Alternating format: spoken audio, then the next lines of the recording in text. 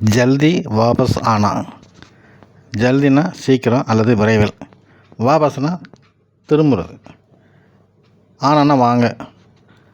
ஜல்தி வாபஸ் ஆனா அப்படிங்கிறது விரைவில் திரும்பி வாருங்கள் என்று ஹிந்தியில் அர்த்தம். வக் நஹி ஆயேகா. வக்குனா அவன், அவள், அவர் எல்லாத்துக்கும் இந்த வக்கு தான். நஹி ஆயேகானா வரமாட்டான். நஹி ஆயேகானா வரமாட்டான். வக் நஹி கஹேகா. வக் நஹி கஹேகா அப்படின்னா வக்குனா அவன், அவள், அவர். நஹி அப்படின்னா இல்லை அல்லது மாட்டான் அப்படிங்கிற எதிர் வார்த்தை. நஹி கஹேகானா சொல்ல மாட்டான். வக் நஹி கஹேகானா அவன் சொல்ல மாட்டான். வக் நஹி கரேகா. வக்குனா அவன், நஹி கரேகானா செய்ய மாட்டான். நஹி கரேகானா செய்ய மாட்டான். வக் நஹி தேக்கேகா. தேக்கேகா அப்படின்னா பார்க்க மாட்டான். வக் நஹி தேக்கேகா அவன் பார்க்க மாட்டான். பார்க்குறது நஹி தேக்கேகானா பார்க்க மாட்டான்.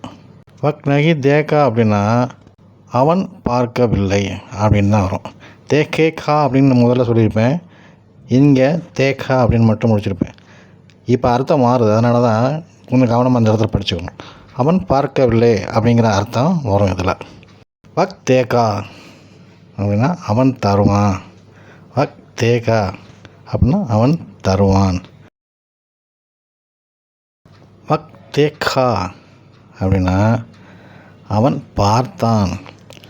இந்த இக் போட்டு ஹா போடுற மாதிரிங்க அந்த மாதிரி உச்சரிப்பில் சொல்லணும். இந்த உச்சரிப்பு மாறி போச்சுன்னா அர்த்தம் அதை சொல்கிறதுக்காகத்தான் இந்த ரெண்டு வார்த்தைகளையும் அடுத்து கொடுத்துருக்குறேன்.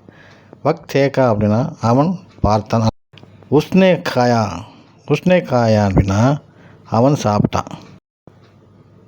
வக் காயேகா அவன் சாப்பிடுவான். ஓ ஆயேகைன். ஓனா அவர்கள் பன்மை. ஆயேகைன் அப்படின்னா வந்து இருக்காங்க. ஓ ஆயேகைன்னா வந்து இருக்காங்க.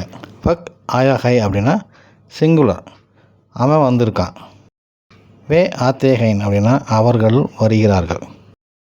வக் ஆத்தகை அப்படின்னா அவர் வர்றாரு, சிங்குலர். வே நஹி ஆயேங்கே. வே நஹி ஆயேங்கன்னா அவங்க வரமாட்டாங்க. வே நஹி ஆயேங்கே அவங்க வரமாட்டாங்க. வே நஹி ஆசக்தே. வேணா அவர்கள், சக்தேனா முடியும், ஆசக்தேனா வர முடியும், நஹி ஆசக்தேனா வர முடியாது. வே நஹி ஆசக்தேனா அவர்களால் வர முடியாது. ஹம் ஆயேங்கே. ஹம்னா நாம் அல்லது நாங்கள்.